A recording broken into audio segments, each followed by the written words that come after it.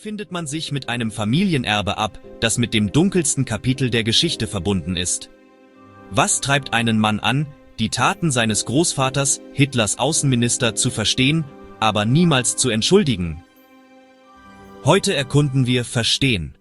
Kein Verständnis, eine eindringliche Reise in die Geschichte, das Gewissen und den Aufstieg von Ideologien, die uns bis heute verfolgen.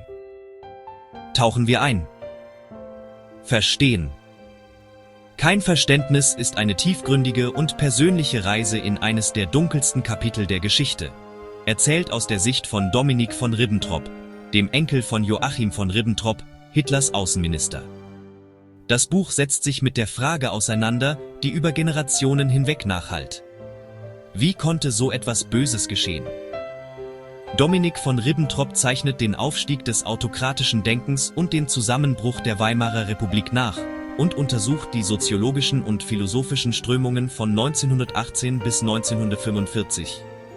Dies ist nicht nur Geschichte, es ist eine Reflexion über die wiederkehrenden Muster von Nationalismus und Extremismus, die wir heute in Deutschland, Europa und der Welt sehen.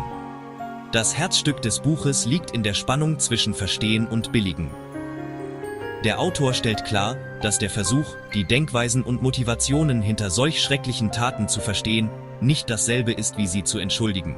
Stattdessen ist es ein notwendiger Schritt, um zu verhindern, dass sich die dunkelsten Momente der Geschichte wiederholen.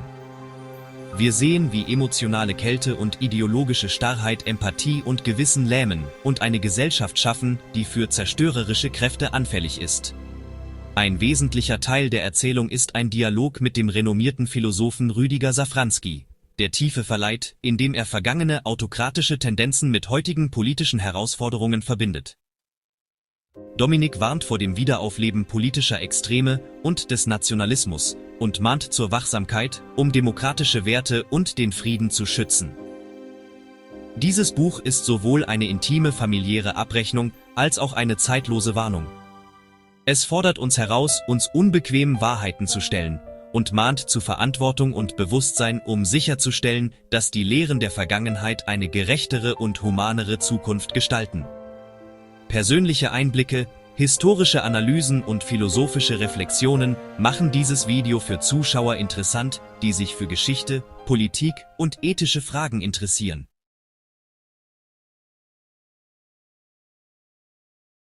Eigentlich sind wir Deutschen alle mit diesem Kapitel unserer Geschichte infiziert. Dafür können wir Nachgeborenen nichts, dafür, wie wir damit umgehen, aber schon. Dominik von Ribbentrop. Wahrheit benötigt urteilenden Verstand, Phasen der Reflexion und bewegliches Denken. Wo nur auf den Instinkt gesetzt wird, kann es gefährlich werden, weil vor allem die Sehnsucht nach Einfachheit bedient wird. Es dominieren dann noch Schwarz und Weiß. Mit seinem Buch Verstehen. Kein Verständnis möchte Dominik von Ribbentrop dazu beitragen, nicht nur in Schwarz-Weiß-Kategorien zu denken, sondern auch in Grautönen, die allerdings immer mehr verschwinden. Die Tendenz heute ist es wieder, absolut Recht in seiner selbstgebauten Wahrheit zu haben.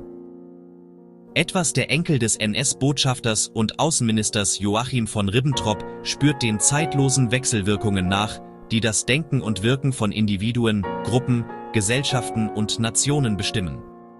Seine historische, soziologische und philosophische Reise umfasst die Jahre von 1918 bis 1945. Die 1920er Jahre waren fiebrig und voll exzessiver Lebenslust, während im Hintergrund schon die Gewitterwolken von Weltwirtschaftskrise und Nazi-Herrschaft aufzogen. Die Weimarer Republik war im Krisentaumel. Es fand eine rasante Polarisierung statt. Und aus Wutbürgern wurden ziemlich schnell Wutbürger. Vor allem die späten 1920er und frühen 1930er Jahre gelten für viele Menschen als kulturelle Schwesterepoche unserer Zeit. Zu den Merkmalen gehören eine abgerutschte Mittelschicht, das Lasterhafte, die Vergnügungskultur oder die Emotionalisierung im Miteinander, Empörung, Überreaktionen. Trotz Demokratie, Rechtsstaatlichkeit und Pressefreiheit sei die Weimarer Republik kein Erfolgsmodell gewesen, schreibt Ribbentrop in seinem Buch. Dafür fehlte eben genau das Gefühl der Sicherheit, der wirtschaftlichen Zufriedenheit und Perspektive. Dieser Thematik widmet sich auch der Dialog mit Rüdiger Safranski, der am Ende des Buches enthalten ist. Der Philosoph und Literaturwissenschaftler stellt hier die These auf, dass in dem Moment, wo die Religionen an Bindekraft verlieren, eine Sehnsucht nach Sinn und Gemeinschaft entsteht. Und die Parteienwirtschaft der Weimarer Zeit konnte diese Sehnsucht nach Sinn und Gemeinschaft nicht befriedigen. Die Nazis boten dann diese quasi religiöse Gemeinschaft mit allen entsprechenden Ritualen an. Sie wirkten bei vielen Menschen als Religionsersatz. Im Oktober 1929 kam es in New York zum Börsencrash.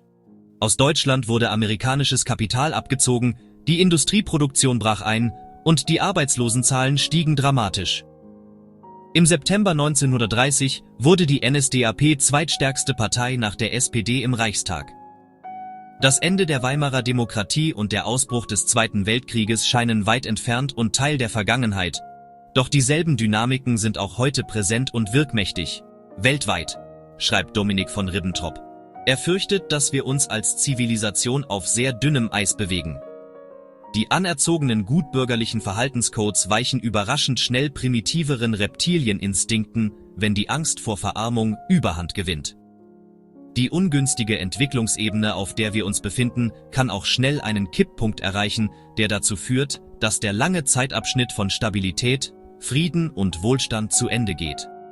Die UN läuft seiner Meinung nach Gefahr, eine Schönwetterorganisation zu sein, die am Ende des Tages nichts ausrichten kann, wenn einzelne Länder egoistisch handeln. Vor allem sollte es darum gehen, produktiv über ihre Notwendigkeit zu diskutieren, ihre systemischen Fehler, ihre Perspektiven und ihre Weiterentwicklung. Vor allem geht es um die Frage, wie widersprüchliche Interessen in demokratischen Strukturen vermittelt werden kann. Sollte es Europa nicht schaffen, seinen Bürgern ein Gefühl der Sicherheit, der wirtschaftlichen Zufriedenheit und Perspektive zu geben, werden sich diese ganz schnell offen für andere Modelle zeigen, anstatt zu kämpfen für ein System, das für sie nicht funktioniert. Um die aktuellen Krisen zu bewältigen, braucht es mehr Gemeinschaftspolitik statt Verteidigung nationaler Souveränität, vor allem aber Kenntnis der Geschichte und die Fähigkeit, daraus Lehren zu ziehen. Da die Erinnerungen an den Nationalsozialismus allmählich verblassen und alle Zeitzeugen bald gestorben sein werden, droht erneut der Wahnsinn von Ideologien, Dominanzstreben und Nationalismen sein Haupt zu erheben, so Ribbentrop. Mit seinem Buch möchte Dominik Ribbentrop dem Versagen der historischen Vorstellungskraft entgegenwirken. Dass eine Verbindung zum Dritten Reich existiert, realisierte er irgendwo, aber es gab kein bewusstes Verstehen, keine Einordnung und Bewertung. Da sein Vater Adolf heißt, wusste er schon früh, dass sein Patenonkel Adolf Hitler der Chef seines Großvaters war. Ein bewusstes Wahrnehmen geschah erst in der 9. Klasse, als in Geschichte der Nationalsozialismus auf dem Lehrplan stand. Während dieser Zeit hatte er das unwohle Gefühl, wegen seines Namens alles detailliert wissen zu müssen. Es entstand das Bedürfnis, verstehen zu wollen, den Dingen auf den Grund zu gehen und zu verstehen, wie das alles möglich gewesen war, wie es dazu kommen konnte, dass mein Großvater, ein doch recht etablierter Unternehmer und Familienvater, einen schicksalhaften Pivot vollzog, sich Adolf Hitler, dem in seinen Augen einzigen möglichen Retter für Deutschland, anschloss, dessen außenpolitischer Berater wurde und ihm bis zum Ende treu blieb. Und er wollte verstehen, warum der Westen Hitler so lange hatte gewähren lassen und auch wie Stalin für Hitler innerhalb von wenigen Monaten vom Todfeind zum Bündnispartner werden konnte. Schatten der Vergangenheit. Sein Großvater ist für ihn eine historische Person. Seine Handlungen rechtfertigt und entschuldigt er nicht. Vielmehr unternimmt er den Versuch, ihn in seiner Zeit, in seinem Denken und Handeln zu verstehen. Leider erlebt er immer wieder, dass ihm aufgrund seiner Verwandtschaft unterstellt wird, seinen Großvater entschuldigen zu wollen, dass er sich davon gar nicht freimachen kann und dass das eben ganz sicher der Fall sei. Joachim von Ribbentrop wurde 1893 in Wesel geboren. Zum Ersten Weltkrieg meldete er sich freiwillig.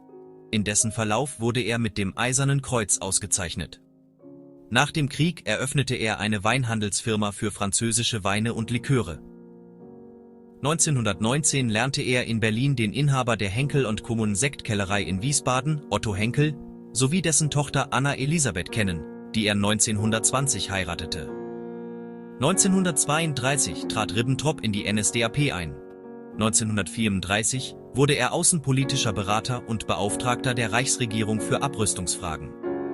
Ab 1935 leitete er die Dienststelle Ribbentrop, die als informeller Arbeitsstab für die Außenpolitik Hitlers diente. 1938 wurde Ribbentrop Reichsaußenminister. Am 23. August 1939 unterzeichnete er und sein sowjetischer Kollege Wjatscheslaw Molotow einen Nichtangriffspakt, der in einem geheimen Zusatzprotokoll die Aufteilung Polens und des Baltikums in eine russische und deutsche Interessensphäre vorsah. Der Pakt machte Hitler den Weg frei für den geplanten Angriff auf Polen, der am 1. September 1939 begann. Kurz vor dem Ende des Zweiten Weltkriegs gelang ihm die Flucht aus Berlin. Ribbentrop reiste am 20. April 1945 nach Hamburg und versteckte sich unter dem Namen Riese im Stadtteil Roter Baum. Am 14. Juni 1945 wurde er von der britischen Militärpolizei und dem britischen Geheimdienst verhaftet. Am 1. Oktober 1946 wurde Ribbentrop in allen 4 Anklagepunkten für schuldig befunden. Seine Hinrichtung durch den Strang fand am 16. Oktober 1946 statt. Eine Konsequenz des Zweiten Weltkrieges war nach Ansicht seines Enkels die Ausnahmesituation, die Deutschland und das westliche Europa nach dem Krieg in Sicherheit wog. Der Schutz durch die Vereinigten Staaten führte dazu, dass zahlreiche militärische und damit auch politische Themen größtenteils outgesourced wurden. Dadurch konnten wir Deutschen unsere Energie nach 1945 in den Wiederaufbau, in Forschung und Entwicklung sowie in die Wirtschaft stecken. Er verweist allerdings auch auf das gesamtgesellschaftliche Trauma, das wir Deutsche seit 1945 mit einer gebrochenen Identität leben. Zu tief sitzt die Scham. Viele fühlen sich noch immer schuldig und können mit ihrem Land nichts anfangen. Andere empfinden Heimatgefühle, sind aber verunsichert, ob sie das überhaupt dürfen oder ob das schon ein verächtlicher Nationalismus ist. Aus dieser Unsicherheit und mangelnder Identität resultieren seiner Meinung nach heute eine erneut ideologisierte Politik und immer wieder Versuche, nun endlich radikal gut zu sein. Als Antwort auf das radikal Böse der Jahre 1933 bis 1945. Dominik von Ribbentrop machte 1985 im Jesuiteninternat St. Blasien im Schwarzwald sein Abitur.